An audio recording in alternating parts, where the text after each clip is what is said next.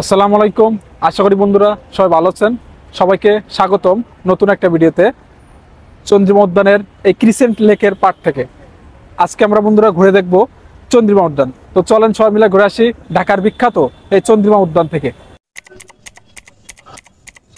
নয়া অবিরাম এই সৌন্দর্যের লেকযুক্ত জিয়া উদ্যানে ধানমন্ডি, মান্নিলিবাগ, কাউরান বাজার, মিরপুর থেকে খুব সহজেই আসতে পারেন।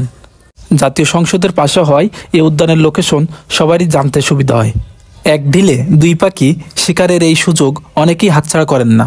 অর্থাৎ সংসদ ভবন দেখার সাথে সাথে জিয়া উদ্যান থেকেও ঘুরে যেতে পারেন।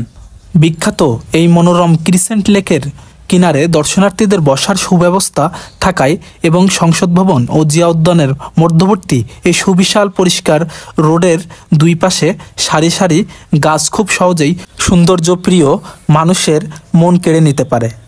তাই তো মানুষ বারে বারে ছুটে আসে অজানা এই প্রকৃতির ডাকে। ৭৪ একর এই জিয়া উদ্যানে যাওয়ার জন্য সুন্দর এই ক্রিসেন্ট লেকের উপর নির্মাণ করা হয়েছে দৃষ্টিনন্দন ঝুলন্ত সেতু। নয়া অবিরাম এই সেতুটি ২০০৪ সালের ৭ই নভেম্বর উদ্বোধন করেন তৎকালীন প্রধানমন্ত্রী বেগম খালেদা জিয়া। অর্ধচন্দ্রাকৃতির সেতুটি বিশেষভাবে স্টিল হ্যাঙ্গারের উপর তৈরি হয়েছে। দাঁড়িয়ে আছে সিঙ্গেল আরসিসি আঁচের উপর। আঁচটি ত্রিমাত্রিক কনক্রিট দিয়ে তৈরি। সেতুর পাটাতন বা ডেকে বসানো হয়েছে আধুনিক উন্নতমানের গ্লাস। চন্দ্রিমার এই ক্রিসেন্ট লেকের ভিতরে আপনারা দেখতে পাচ্ছেন ফোয়ারা, এই ঝুলন্ত ব্রিজের দুই পাশে দুইটা ফোয়ারা রয়েছে, যেখানে বিশেষ দিনে এই ফোয়ারাগুলো চালু করা হয়। চন্দ্রিমা উদ্যানে সাহিত্য রয়েছে বীর মুক্তিযোদ্ধা, সাবেক রাষ্ট্রপতি, বাংলাদেশের জাতীয়তাবাদী দল বিএনপির প্রতিষ্ঠাতা শহীদ জিয়াউর রহমান। তাই অনেকের কাছেই এটি জিয়া উদ্যান, আবার অনেকের কাছে চন্দ্রিমা উদ্যান নামে পরিচিতি পেয়েছে। বন্ধুরা, আমরা এখন চন্দ্রিমা উদ্যানের যে জায়গাটা দাঁড়িয়ে রয়েছি, এটা হচ্ছে সাবেক রাষ্ট্রপ্রধান এবং বিএনপির প্রতিষ্ঠাতা শহীদ জিয়াউর রহমানের সমাধিস্থল, এবং এখানে সাহিত্য রয়েছেন শহীদ জিয়াউর রহমান। আপনারা দেখতে পাচ্ছেন শহীদ জিয়াউর রহমানের সমাধিস্থল। তিনি মুক্তিযুদ্ধের অন্যতম সেক্টর কমান্ডার ও জেড ফোর্সের অধিনায়ক ছিলেন। মুক্তিযুদ্ধে বীরত্বের জন্য বাংলাদেশ সরকার তাকে বীরোত্তম উপাধিতে ভূষিত করেছে। ২০০২ সালের ডিসেম্বর মাসে সমাধি কমপ্লেক্সের নির্মাণ কাজ শুরু হয়। উদ্যানটির উত্তরে মেমোরিয়াল হল ও একটি মসজিদ রয়েছে।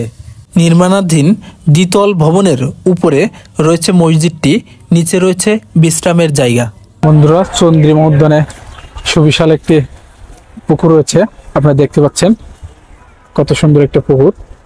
আর এখানে দেখেন কতগুলা পাখিরা সন্ধ্যার সাথে সাথে এখানে এসে আশ্রয় নেয়। পাখিরা যেমন তাদের নিরাপদ আশ্রয় হিসেবে এই পার্ককে বেছে নেয়, মানুষও তাদের প্রাত্যহিক সকালের ব্যায়াম ও বিভিন্ন রকম খেলাধুলার উত্তম জায়গা হিসেবে এই পার্ককে ব্যবহার করেন। এছাড়াও এই পার্কে অনেকে বন্ধুবান্ধব ও পরিবারকে নিয়ে সাপ্তাহিক ছুটির দিনগুলোতে ঘুরতে আসেন, যা পার্কটিকে প্রাণবন্ত করে তোলে। বন্ধুরা, সবাইকে অসংখ্য ধন্যবাদ সাথে থাকার জন্য। আজকের মতো বিদায় নিচ্ছি বিখ্যাত চন্দ্রিমা উদ্যান থেকে। দেখা হবে অন্য কোনো ভিডিওতে। সে পর্যন্ত সবাই ভালো থাকবেন, সুস্থ থাকবেন। টাটা।